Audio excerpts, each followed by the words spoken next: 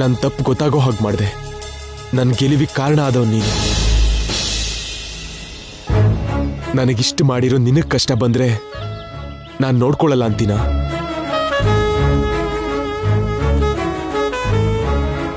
ನೀನು ನಮ್ಮವನು, ನಿನ್ ಜವಾಬ್ದಾರಿ ನಂದು ಅಂತ ನಾನು ಯಾವಾಗ್ಲೂ ಫಿಕ್ಸ್ ಆಗಿದ್ದೀನಿ. ಲೈಫ್ ಲಾಂಗ್ ನಿನ್ನನ್ನು ಬಿಟ್ಕೊಡಲ್ಲ.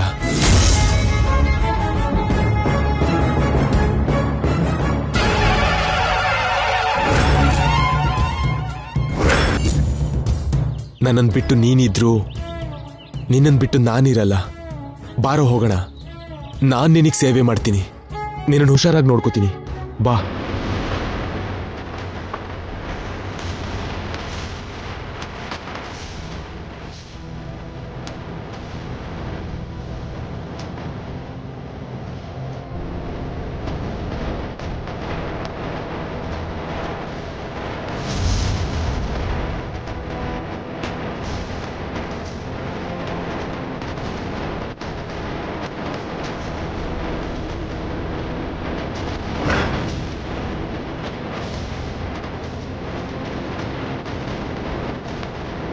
ಗುಡಿ ಮುಚ್ಚಿರೋನ್ಗೆ ನಿಮ್ಮೇಲೆ ಗೌರವನೇ ಇಲ್ಲ.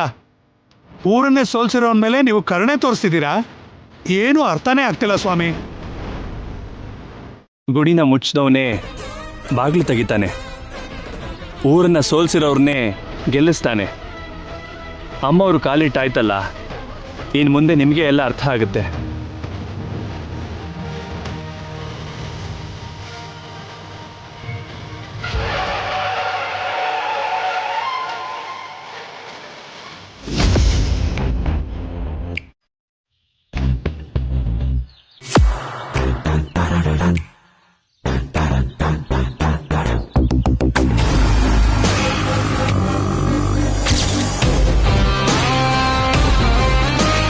ಮಮ್ಮಿ, ಏನೇ? ಏನಾಯ್ತು? ಅಲ್ಲಿ ನೋಡು.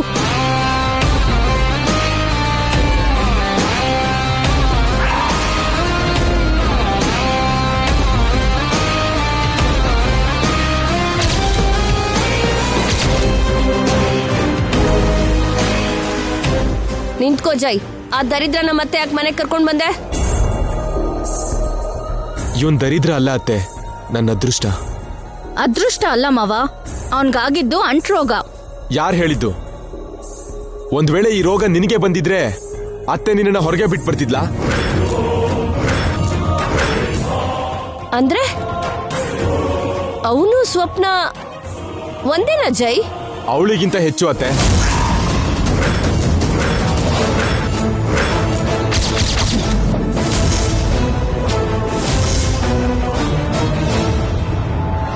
ನಮ್ಗಿಂತ ಆ ಕೆಲಸದವನೇ ಹೆಚ್ಚಾದ್ನ ಮಾವ ನಿಂಗೆ? ಇವನ್ ಬೆಲೆ ನಿಮ್ಗೇನ್ ಗೊತ್ತು? ನನಗ್ ಗೊತ್ತು. ನಿನ್ನವ್ರನ್ ಬೇಡ ಅಂತ ಬೀದಿ ಲೋಗೋನ ಹೊತ್ಕೊಂಡ್ ಬರ್ತಿದ್ಯಾ. ನೀನ್ ಹೇಗಿದ್ಯೋ ಅಂತ ನಿನಗೋಸ್ಕರ ಇಷ್ಟು ದೂರ ಬಂದ್ರೆ ನೀನ್ ನಮಗ್ ಕೊಡೋ ಮರ್ಯಾದೆ ಇದೇನಾ ಜೈ? ನಿಮ್ಮನ್ ಯಾರು ಬಾಂದಿದ್ದಿಲ್ಲಿಗೆ? ನಾನ್ ಕರ್ದ್ನಾ? ಅಲ್ಲಿ ಮನಶಾಂತಿ ಇಲ್ಲ ಅಂತ ಇಲ್ಲಿಗೆ ಬಂದೆ. ಇವನು ಇಲ್ಲಿ ಇಲ್ದಿದ್ರೆ ಇಲ್ಲೂ ಇರೋಕಾಗ್ದೆ ಎಲ್ಲೋ ಹೋಗಿರ್ತಿದ್ದೆ. ಕಷ್ಟ ಬಂದಾಗ ನೋಡ್ಕೊಳ್ಳೋದ್ ಬಿಟ್ಟು ನಿರ್ದಾಕ್ಷಿಣ್ಯವಾಗಿ ಹೊರಗಡೆ ಹಾಕಿದ್ರಿ. ನೀವು ನನ್ನವರು ಅಂತ ಹೇಳ್ಕೊಳ್ಳೋದಕ್ಕೆ ನನಗೆ ಅಸಹ್ಯ ಆಗ್ತಿದೆ.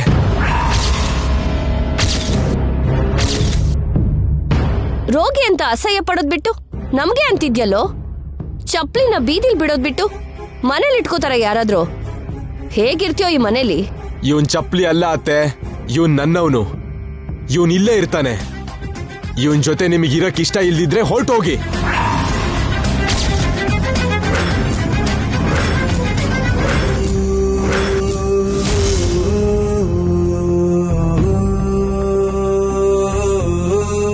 ಇವನ್ ನನಗ್ ತುಂಬಾ ಸಹಾಯ ಮಾಡಿದಾನೆ. ಇವನಿಗೆ ನಾನ್ ಸೇವೆ ಮಾಡ್ತೀನಿ. ಇವನ್ ಹೆಲ್ತ್ನ ನಾನ್ ಸರಿ ಮಾಡ್ತೀನಿ. ಬಾರೋ.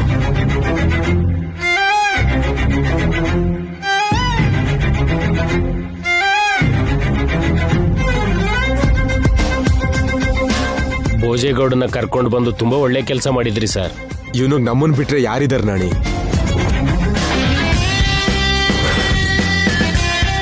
ಹೇಗಾದ್ರೂ ಇವನನ್ನ ಕಾಪಾಡಬೇಕು ನಾಣಿ. ಒಳ್ಳೆ ಟ್ರೀಟ್ಮೆಂಟ್ ಕೊಡಿಸಿ ಕ್ಯೂರ್ ಮಾಡಬೇಕು. ಡಾಕ್ಟರ್ ಕಾಲ್ ಮಾಡು ನಾಣಿ. ಇದು ಡಾಕ್ಟ್ರಿಂದ ವಾಸಿಯಾಗೋ ರೋಗ ಅಲ್ಲ ಸರ್, ಇದಕ್ಕೆ ಬೇರೆನೆ ಮಾಡಿಸ್ಬೇಕು ಸರ್. ಹೇಳು ನಾಣಿ, ಏನ್ ಮಾಡ್ಬೇಕು?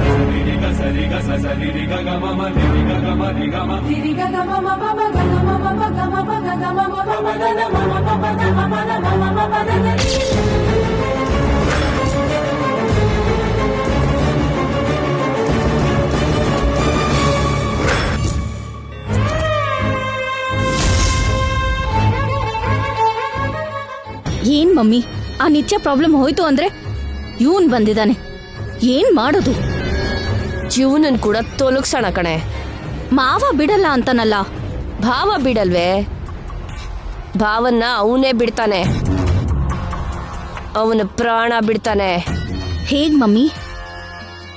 ಅವನಿಗಾಗಿರೋ ರೋಗನೇ ನಮಗ ಆಯುಧ. ಆ ರೋಗದಿಂದಾನೇ ಅವನ್ನ ಮುಗಿಸ್ತೀನಿ.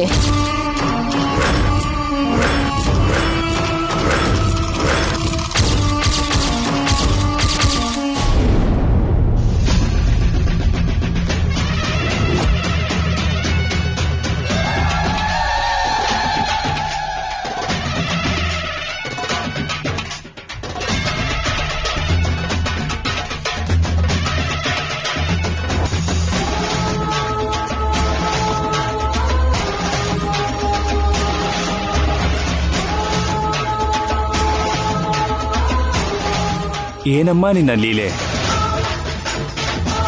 ಇಲ್ಲಿ ಅಂದ್ಕೊಂಡಿದ್ದೇ ಬೇರೆ, ನಡೀತಿರೋದೇ ಬೇರೆ. ಗುಡಿನ ಮುಚ್ಚಿದ್ದೇ ಯಾರೋ, ಆ ಶಾಪನ ಅನುಭವಿಸ್ತಾ ಇರೋದು ಇನ್ಯಾರೋ.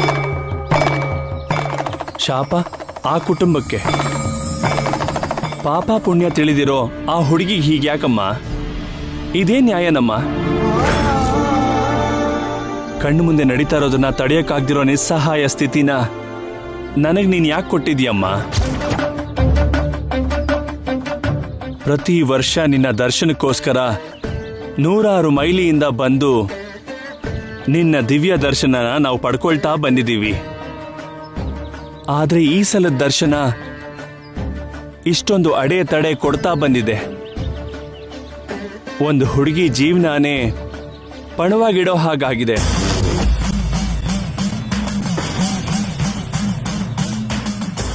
ಮರೆಯೋದಿಲ್ಲ ತಾಯಿ, ಈ ದರ್ಶನನ ಜೀವನ ಪೂರ್ತಿ ಮರೆಯೋದಿಲ್ಲ ತಾಯಿ. ಏನಮ್ಮ ಆ ಹುಡುಗಿ ಮಾಡಿರೋ ತಪ್ಪು? ಅವಳು ಕೇಳಿಲ್ವಲ್ಲ ಈ ಕುಟುಂಬಕ್ಕೆ ಬರಬೇಕು ಅಂತ. ಅವಳು ಕೇಳಿಲ್ವಲ್ಲ ವೇಷಭೂಷಣ ಬದಲಾಗ್ಲಿ ಅಂತ. ಅವಳು ಕೇಳಿಲ್ವಲ್ಲ ಈ ಮದುವೆ ಅಲ್ದಿರೋ ಮದುವೆನ. ಎಲ್ರಿಗೂ ಎಲ್ಲ ಕೊಡೋ ನೀನು ಆ ಹುಡುಗಿಗೆ ಮಾತ್ರ ಶಾಪನ ಕಲ್ಪಿಸಿದ್ಯಲ್ಲ. ಏನಮ್ಮ ಈ ಘೋರ?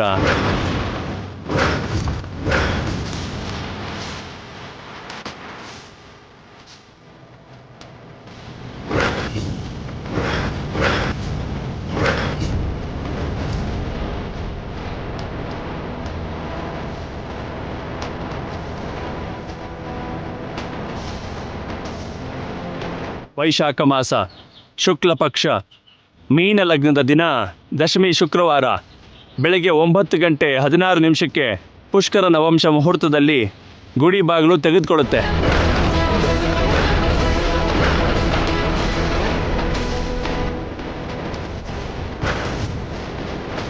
ಮೊದಲನೇ ಆರತಿಗೋಸ್ಕರ ಊರಿನಲ್ಲಿರೋ ಎಲ್ಲ ಜನರನ್ನು ಪೂಜೆ ಕರೀರಿ. ಅವತ್ತಿನ ದಿನ ಊರೆಲ್ಲ ಹಸಿರು ತೋರಣದಿಂದ ಅಲಂಕಾರ ಮಾಡಿ. ಪ್ರತಿ ಮನೆ ಮುಂದೆ ರಂಗೋಲಿಯಲ್ಲಿ ಸಪ್ತವರ್ಣನ ಭೂಮಿಗೆ ಬರೋ ಹಾಗೆ ಮಾಡಿ. ಆದ್ರೆ ಇದು ಅಮ್ಮವ್ರು ಮಾಡಿರೋ ಆಜ್ಞೆ. ಇದರಲ್ಲಿ ಯಾವ ಬದಲಾವಣೆನೂ ಇರೋದಿಲ್ಲ. ಹೋಗಿ ಊರವ್ರಿಗೆಲ್ಲ ಹೇಳ್ಬಿಟ್ಟು ಬನ್ನಿ. ನಡೀರಿ.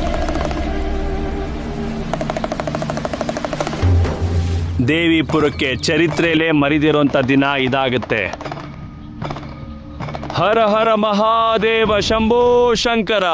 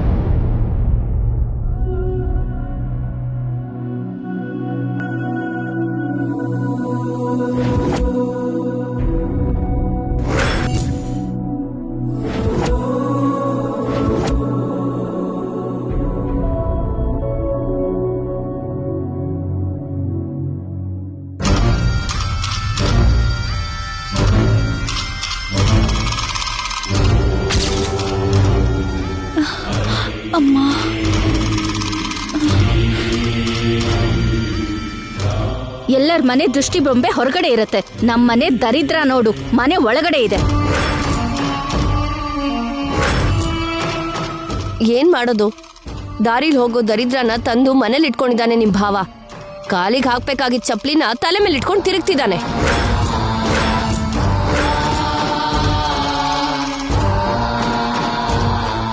ಬಂಗಾರದ ಸಿಂಹಾಸನದ ಮೇಲೆ ನಾಯಿ ಕೂತ ಆಗಿದೆ. ಇವನು ನೋಡಿದ್ರೇನೆ ಮೈಯೆಲ್ಲ ಉರಿತಿದೆ ಮಮ್ಮಿ. ಕತ್ ಹಿಡಿದು ಹೊರಗೆ ಹಾಕೋಣ ಅಂದ್ರೆ ಇವನ್ನ ನೋಡೋದಕ್ಕೆ ಅಸಹ್ಯ ಆಗ್ತಾ ಇದೆ.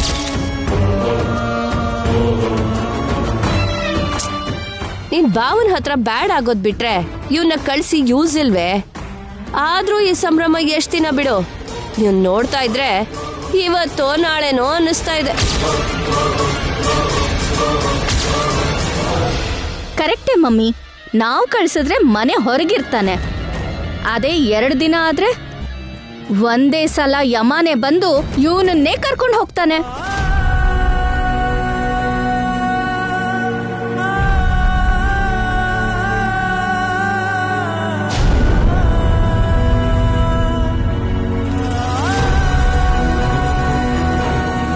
Please come doctor.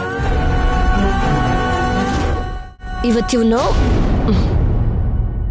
ನೋಡಿ ಡಾಕ್ಟರ್,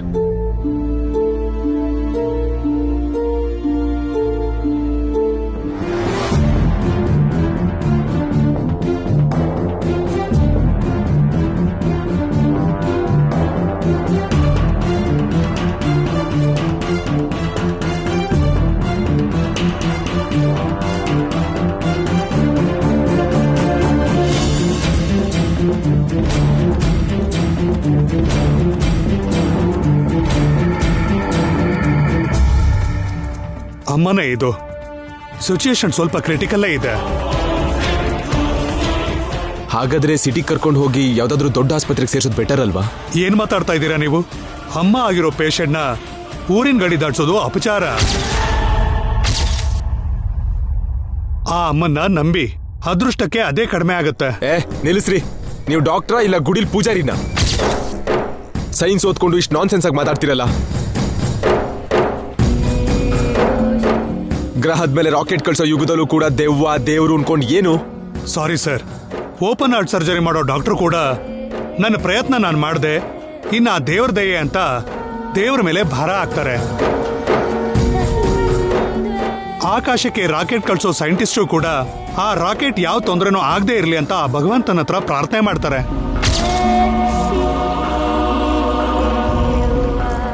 ನಿಮ್ಗೆ ಅರ್ಥ ಆದ್ರೂ ಆಗದೆ ಇದ್ರು ನಾನು ಹೇಳಬೇಕಾದನ್ನ ಹೇಳಿದ್ದೀನಿ. ಇನ್ ನಿಮ್ಮಿಷ್ಟ. ಇಲ್ಲಿ ಮಾಡಬೇಕಾದ ಏನೂ ಇಲ್ಲ.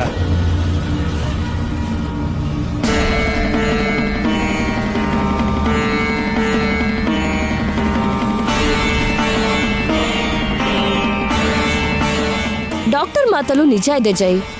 ಅನವಶ್ಯಕವಾಗಿ ಸ್ಪರ್ಧೆ ಯಾಕೆ? ಗುಡಿ ಬಾಗ್ಲನ್ನ ತೆಗೆಸಬಹುದಲ್ಲ. ನನ್ ಪ್ರಾಣ ಹೋದ್ರೂ ತೆಗಿಯಲ್ಲ ಅತ್ತೆ. ಓಕೆ ಮಾವ, ಅಟ್ಲೀಸ್ಟ್ ಈ ಅಡ್ಗೆವನ್ನ ಕರ್ಕೊಂಡು ಹೋಗಿ ಹೊರಗಡೆ ಬಿಟ್ಪಾ.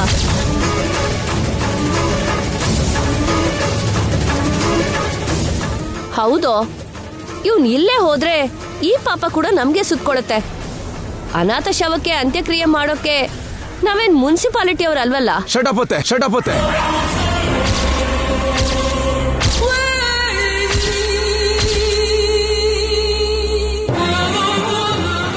ದಯೆ ಕರುಣೆ ಕನಿಕರ ಇಲ್ದೆ ಮಾತಾಡ್ತಿರಲ್ಲ, ಇಲ್ಲಿಂದ ಹೊರಟೋಗಿ. ಮಾವ, ಐ ಸೆಡ್ ಗೆಟ್ ಔಟ್. ನನ್ ಕಣ್ ಮುಂದೆ ನಿಂತ್ಕೋಬೇಡಿ.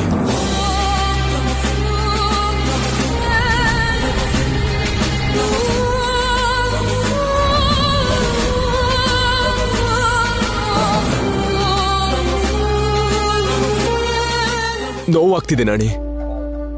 ಮನುಷ್ಯನಾಗಿ ಹುಟ್ಟಿದ್ದಕ್ಕೆ ಗಿಲ್ಟ್ ಆಗ್ತಿದೆ. ಜೊತೆಗಿರೋ ವ್ಯಕ್ತಿಗೆ ಸಹಾಯ ಮಾಡ್ದಿದ್ಮೇಲೆ ನಾವ್ ಯಾಕೆ?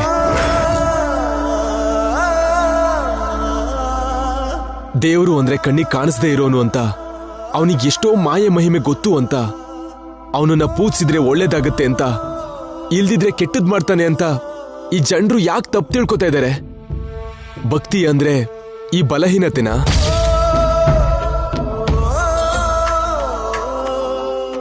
ದೇವರು ಅಂದ್ರೆ ಸಹಾಯ ಅಂತ, ಮನುಷ್ಯನ್ನ ಮನುಷ್ಯ ಪ್ರೀತಿಸೋದೇ ಒಳ್ಳೇದು ಅಂತ ನಮ್ಮಲ್ಲಿರೋ ಭಯನೇ ನಮಗೆ ಕೆಟ್ಟದ್ ಮಾಡುತ್ತೆ ಅಂತ ಇವ್ರು ಯಾವಾಗ ಅರ್ಥ ಮಾಡ್ಕೋತಾರ ನಾಣಿ?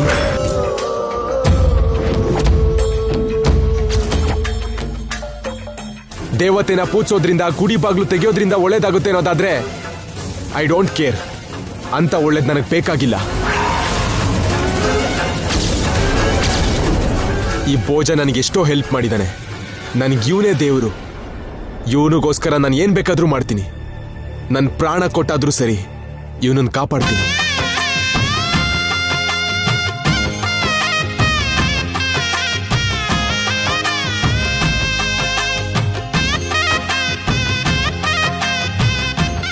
ಹೆದರುಬೇಡ ಭೋಜ, ನಿನ್ಗೇನಾಗಲ್ಲ, ಇನ್ನೇನೂ ಆಗಲ್ಲ. ನಿನಗಿಂತ ನಾನಿದ್ದೀನಿ. ನಿನ್ ನಮ್ಮವನು. ನಿನ್ನನ್ನು ಯಾರು ಏನೂ ಮಾಡಕ್ಕಾಗಲ್ಲ. ಕೊನೆಗ ದೇವತೆ ಕೂಡ.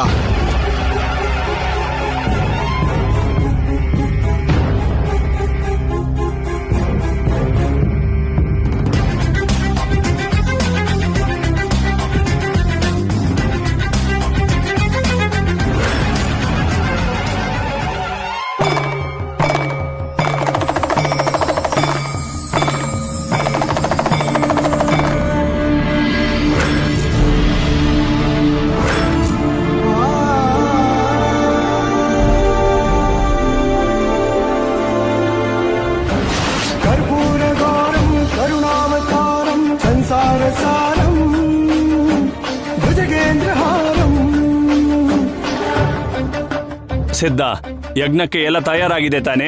ಸಿದ್ಧ ಸ್ವಾಮಿ. ಈ ಅಪರಾತ್ರಿ ವೇಳೆ ಹಠತ್ತಾಗಿ ಈ ಯಜ್ಞ ಸಂಕಲ್ಪ ಯಾಕೆ ಸ್ವಾಮಿ? ಊರಿಗೆ ಬಂದಿರೋ ಅಮ್ಮನವರು ನಾಳೆ ಗುಡಿಗೆ ಕಾಲಿಡ್ತಿದ್ದಾರೆ.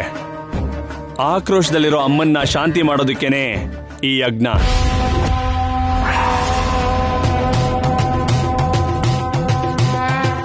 ನೀವಿಲ್ಲಿ ನಾಳೆ ಗುಡಿ ಬಾಗ್ಲು ತೆಗಿತಾರೆ ಅಂತೀರಿ. ಆ ಜಮೀನ್ದಾರನ್ ವಾರಸ್ದಾರ ನೋಡಿದ್ರೆ ಹಿಡ್ತಿರೋ ಪಟ್ಟು ಬಿಡಲ್ಲ ಅಂತಾನೆ. ಹೇಗೆ ಸ್ವಾಮಿ? ಅಂಡ ಪಿಂಡ ಬ್ರಹ್ಮಾಂಡನೂ ಕೂಡ ಗೋಲಿ ಹಾಗೆ ಆಡ್ಕೊಳ್ಳೋ ಆ ಭಗವಂತನಿಗೆ ಮನುಷ್ಯನ ಮನಸ್ಸನ್ನ ಬದಲಾಯಿಸೋದು ಒಂದು ಲೆಕ್ಕ ಅಲ್ಲ. ಸೃಷ್ಟಿಕರ್ತನಿಗೆ ಆಗದೆ ಇರೋದು ಯಾವುದೂ ಇಲ್ಲ. ನಾಳೆ ನಾನು ಹೇಳಿದ ಸಮಯಕ್ಕೆ ಗುಡಿ ಬಾಗ್ಲು ತೆಗೆದುಕೊಳ್ಳುತ್ತೆ, ಸಂದೇಹನೇ ಬೇಡ.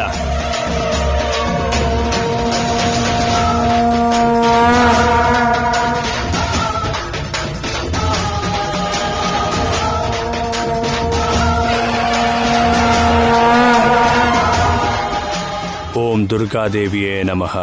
ಸ್ವಾಮಿ, ಒಂದು ಚಿಕ್ಕ ಪ್ರಶ್ನೆ. ತಪ್ಪು ಒಬ್ರು ಮಾಡಿದ್ರೆ ಶಿಕ್ಷೆ ಇನ್ನೊಬ್ರಿಗಾಗ್ತಾ ಇದೆ. ಅದನ್ನು ಹೇಗೆ ಅರ್ಥ ಮಾಡ್ಕೋಬೇಕೋ ಅರ್ಥ ಆಗ್ತಾ ಇಲ್ಲ. ಕಾರಣ ಇಲ್ಲದೆ ಏನೂ ನಡೆಯಲ್ಲ.